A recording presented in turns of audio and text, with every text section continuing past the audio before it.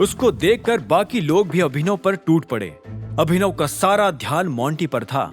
उसे गुस्सा तो आ ही रहा था, लेकिन वो दुखी भी था। ऐसे में उन लोगों ने अभिनव को मोंटी से अलग किया और उनमें से एक आदमी अभिनव को मुक्का मारने के लिए आगे बढ़ रहा था। पर इससे पहले कि वो अभिनव को मुक्का मारता, इतने में मोंटी चिल्लाया, रुको! उसकी आंखों में गुस्सा था। सब लोग मोंटी की बात सुनकर रुक गए। अब आगे क्या होने वाला था? क्या मोंटी को पता था कि उसके पिता जिंदा है? क्या वो सच में अभिनव से कुछ छुपा रहा था, या राणा का होना और कुछ नहीं बल्कि अभिनव का भ्रम था? जानने के लिए सुनते रहिए आगे। गुस्से से लाल अभिनव अपने सवालों का जवाब जानने के लिए मोंटी के घर पहुंच चुका था। अभिनव के सवाल सुनकर मोंटी हैरान हो गया। उसके पास अभिनव के सवालों के कोई जवाब नहीं थे। ये देखकर अभिनव का गुस्सा और तेज हो गया और उसने मोंटी का गिरेबान पकड़ लिया। बदले में मोंटी के आदमी अभिनव पर हाथ उठाने ही वाले थे कि इतने में मोंटी ने उन्हें रुकने का इशारा कर दिया। तभी एक आदमी ने कहा, लेकिन बॉस, शट अप! उसे हाथ लगाने के बारे में सोचना भी मत। मोंटी ने कहा।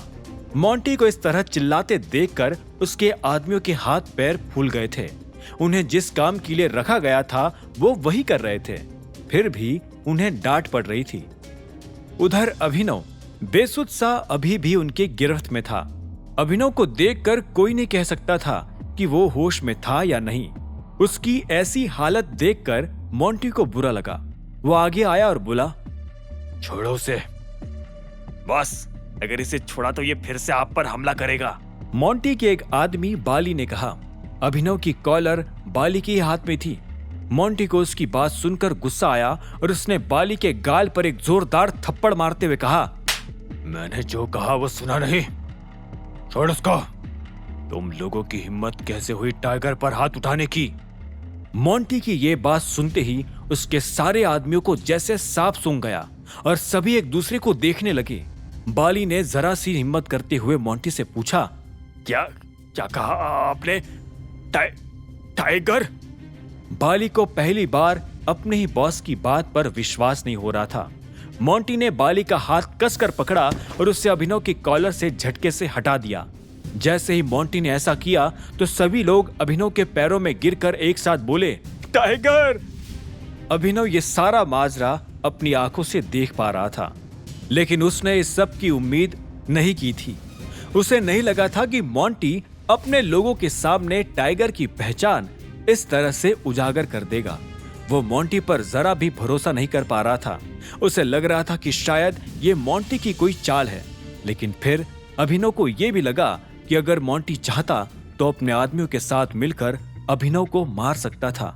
कोई नहीं जानता था कि अभिनव इस वक्त कहाँ है, और मोंटी किसी को यह भनक भी नहीं लगने देता कि टाइगर की मौत कैसे हुई।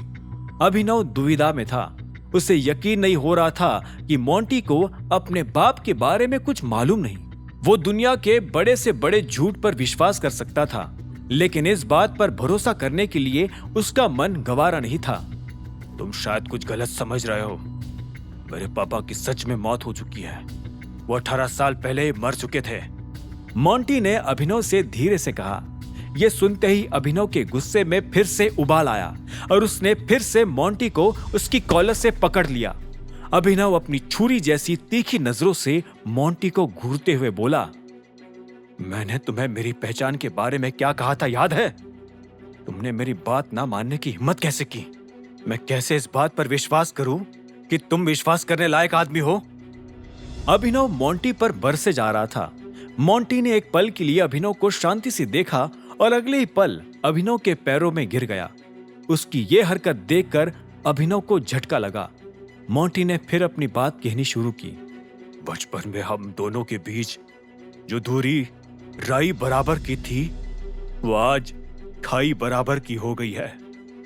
मैं जानता हूं, आज हम दोनों एक दूसरे को देखना तक पसंद नहीं करते, लेकिन बचपन में बहुत कुछ ऐसा था अभिनव जो हम दोनों ने एक साथ देखा था। मैं एक बार को मान सकता हूं कि मेरे पिता ने तुम्हारे पिता का खून किया होगा, मगर इससे पहले कि मोंटी अपनी बात पूरी कर पाता, अभिनव ने उसी बीच में काटते हुए कहा, उन्होंने ही किया है। मानने या ना मानने से कोई फर्क नहीं पड़ता।